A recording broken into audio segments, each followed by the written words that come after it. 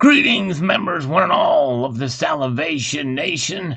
The truth behind the cyber attacks at the U.S. Mint and why bots might be here to stay. Let's explore.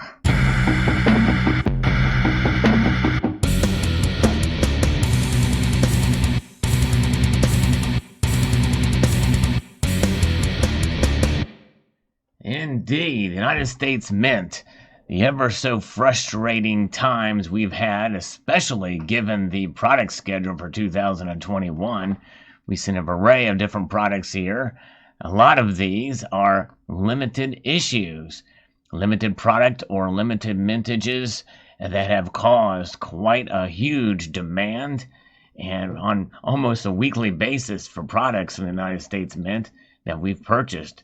Many of us have been frustrated at the U.S. Mint for literally years in trying to get our orders in with all kinds of error messages and that we have seen when we try to place our orders, only to be kicked out at the end and not have a successful transaction, even if we're there right at noon Eastern time to be able to make the purchase of the products that are available. We struggle with the website to get them through. And if you do get through, it seems to amount essentially just to luck. But we're going to talk about a story that broke here on coinworld.com. U.S. Mint officials identified the scope of the cyber attacks, the bots, in these online sales. And let's take a look at this here. Before the U.S. Mint was able to recently implement modifications to the Bureau's website to stifle cyber attacks, during limited edition product releases, 60% of the online traffic was from users employing electronic scripts or bots to circumvent household ordering restrictions, according to Kirk Gillis, who is a Deputy Associate Director for Sale and Marketing at the U.S. Mint. That's well over half of all transactions have been really attributed to these bots. This bot traffic, these scripts that have been used. And for many that doesn't surprise, but for others of us, it is a little shocking and surprising that it's that much. But it kind of makes sense. Apparently these scripts are fairly easy to write, to implement.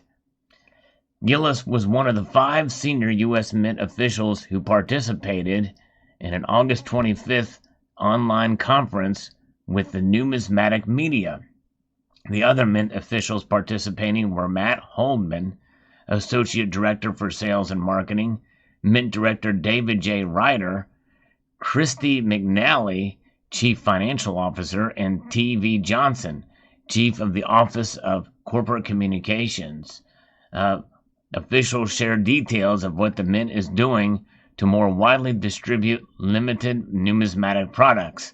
Actions include employing integrated software packages to streamline the ordering process. Well, I think that's good that they're taking some things into consideration here, but much of this, all of it actually, is long overdue. This was an issue long before 2019 when we saw the major frustrations and the same type of activity occurring. And we're going to continue on here in this article, but if you enjoy content like this, I would encourage you to press the thumbs up button, press it gently, and twist your thumb as you do it, as you press that thumb. Use your thumb to do it, and maybe hit the notification bell so you can be apprised of the latest video that makes its way across your device. Holman said that over the last 18 to 19 months, the U.S. Mint has experienced exponential growth in numismatic and bullion product sales to where demand could not be filled. And why is that? Because they limited the issue. There was a lot of limited issue products that were released during that time, so it makes sense. Anything from the U.S. Mint, almost everything, save for metals, as we learned this year, usually they sell out within 24 hours, and usually it's within a half an hour for most things, sometimes a couple of minutes. The growth included buyers using technology to circumvent restrictions on the number of orders of an offered product allowed per individual. The cyber attacks were being coordinated by buyer groups and flippers solely interested in obtaining product for resale at considerably inflated prices, Holman said. Mint officials are addressing both the wholesale and direct-to-consumer markets to maintain a balance, Holman said. Technology improvements have mitigated the cyber attacks. There was also an email that was sent to, I guess, the bulk purchasers and some of the dealers out there that threatened them if they tried to utilize this technology.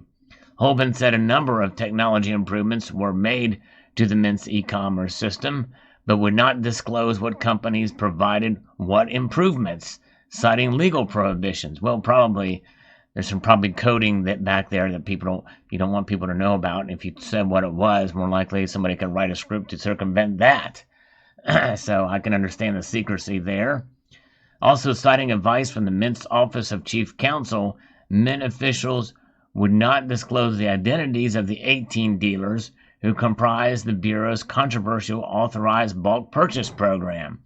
And it is interesting because apparently that being secret, even though really it should be public information because of the Freedom of Information Act, I have a feeling if there's a really good lawyer out there, they could probably challenge this.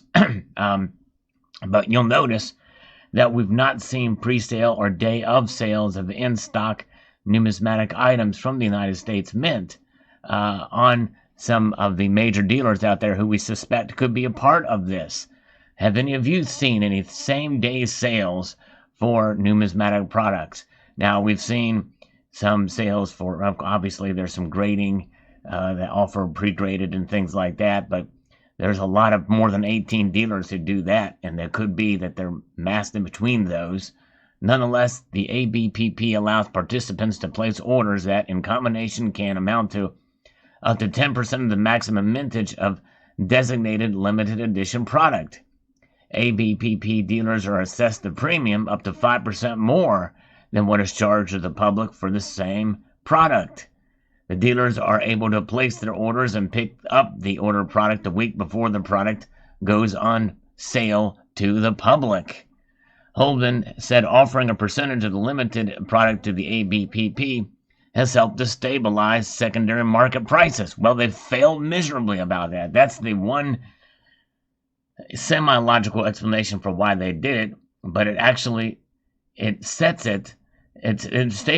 it, but it also moves in the upwards direction because these ABPP dealers, the 18, have to drive to pick up the products. Number one, that's going to add a huge premium because they're going to pass that charge on to us, the collector.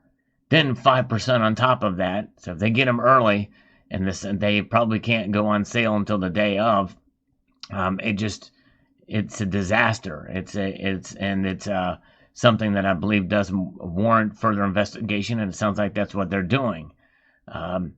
Holman said enrollment options for some numismatic products allow the U.S. Mint to better forecast demand, as well as the Mint conducts customer surveys and has marketing consultants seek input on consumer demand and the Bureau to establish mintages, procure necessary materials for planchets, and schedule necessary production for each of the 4 production facilities. So some of this makes sense, especially for the proof gold and silver eagles, to kind of assess demand. But obviously, when you see a limited number there, even if it's in the hundreds of thousands, that is going to increase demand automatically. It does.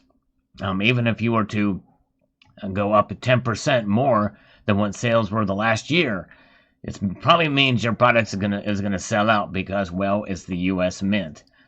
So it is interesting to see that is why they're doing it. So we may start to see these limited product and mintage numbers in the coming years. It sounds like that's one of the strategies that Mint is taking. But nonetheless, that creates a lot of stress for people ordering because even after some of these measures they've taken place there, it's been difficult to place orders. We get still error messages and the like. They've a lot of work to do, the Mint has, to fix their website. Long overdue, but nonetheless. Demand for some core U.S. Mint numismatic products has outpaced demand for the previous year's releases. Some releases, for which sales have expected to last for months, have been absorbed in a matter of minutes. To better address product scheduling and to mitigate overproduction, quarterly projections of demand are sought from the 13 authorized purchasers that buy the Mint's bullion issues, including American Eagle and American Buffalo issues. Having programs where products can be pre-ordered earlier in the year for delivery later in the calendar year yields a number of benefits to the Mint, but not to the public, not to us. In fact, that's the whole thing with these Peace and Morgan dollars, especially if you put on your credit card and your credit card gets compromised. Well, you're out. You're out unless you can get that information in there at the right time to update it. And even then, since your order is locked in, I don't know that you can do that. There's no clear path. A horrible policy. And these customer surveys, they're not listening to the customers, that's for sure. With commemorative coin programs, the designated recipients for the surcharges of the purchase price of each coin have received the net proceeds much sooner after the Mint first recoups its production for associated cost. Then it talks about circulation, demand, and we talked about that in a prior video. And you can check that out from a couple of days ago. So here is about the processing orders and the bots.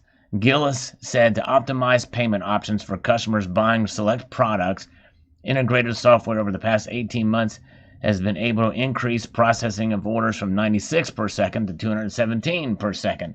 That's behind the scenes improvements, which is good, but it doesn't help us on the front end when we get blocked out of an order or it errors out or resets. Gillis said some bot activity is still present, but there is some legal question about whether all of it can be blocked. So that sentence is very important here, folks, that some of these bots may be here to stay, that some of that bot activity cannot be blocked because of some legal question. What does that mean? That is very interesting indeed how they word that and what could be. I can't think of any circumstance where that could be okay, or legally, I don't see what the legal question is, but maybe that can be explained in a further pressing of some of these Mint officials by numismatic media. Gillis said the Mint is looking at the possibility of adding a waiting room component to better moderate the flow of online traffic. Well, I think probably the best thing to do, it's been suggested by me and others, is that once you add an item to the cart, that should preserve your spot for it, and then you have 5 minutes to check out. It sends you into another server, perhaps, to where the order can be processed, another layer of protection.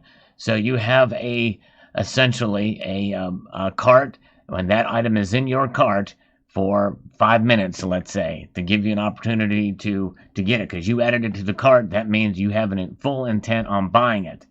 That could be one of the things. Now, according to Wikipedia, about these bots, an internet bot, a web robot, or simply bot, it's a software application that runs automated tasks over the internet. Typically, bots perform tasks that are simple and repetitive much faster than a person would. New conditions were imposed on July 15th by the Mint on participants in its authorized bulk purchase program designed to prevent their circumventing the Mint's order limits through which the automated web bots or other methods. Now, I'd be very curious to know if those 18 in the authorized bulk purchase program use bots. I think if they use bots and they were recognized as in that elite category, they should be kicked off immediately, even before this, because that is just wrong. And by the way, the authorized bulk purchase program contains these 18 dealers that have employees. These employees, as individuals, can go out and make purchases. In fact, if it's by IP address, well, they can say, work from home today, buy these products as an individual, bring them into the office here, and we can sell them. Or they can. There's so many different ways to circumvent this. This whole program, the Mint is just, I believe, handling a lot of this stuff in an incorrect fashion and being tone deaf to the collecting community, especially with the ABPP. But I digress. Nonetheless, there it is. So 60% of online traffic was from these scripts. So when you come up here, we've got some products coming up for the United States Mint. First, we have the 1 ounce uncirculated coin that goes on sale on on September the 9th at 12 noon, 175,000. This will probably sell out relatively quickly, maybe not as fast as some other products out there. I mean, unless bots may or may not be utilized for this one, because typically the uncirculated coins don't have quite the hype behind them. But with 175,000 mintage, hey, you never know. That's pretty low for an eagle. It could do very well. This one is going to be a winner and going to be almost an instant sellout.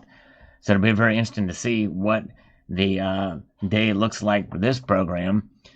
It'll be coming up, and I'm going to try to get one if possible, but more than likely we'll have a lot of the same errors that we had before. And understanding that when you do buy these products, this one especially, there will be bots involved. There will be bots involved. You will be competing for automated scripts to make your purchase. So there you have it. There's your news for today on the United States Mint and their bot program, cyber attacks. Let me know what your thoughts are in the comment section below. I'd like to extend a multitude of gratitude to you all for taking the time to watch, and to encourage you to please rate, share this video across the entire interwebs, comment, and subscribe.